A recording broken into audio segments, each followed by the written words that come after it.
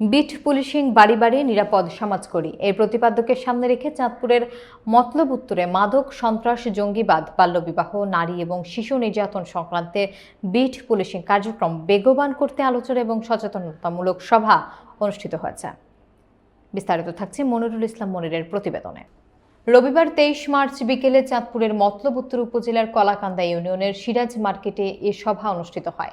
Kalakanda union bit policing কমিটির সভাপতি মান্নান সাগরের সভাপতিত্বে এবং সাধারণ সম্পাদক আব্দুল হালিমের পরিচালনায় সভায় প্রধান অতিথির বক্তব্য রাখেন মতলব উত্তর থানার ওসি মোহাম্মদ রবিউল হক।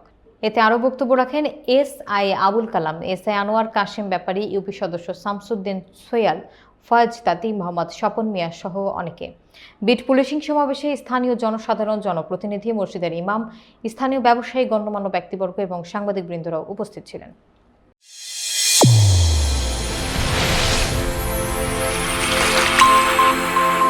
চ্যানেল A1 হৃদয়ের স্পন্দন।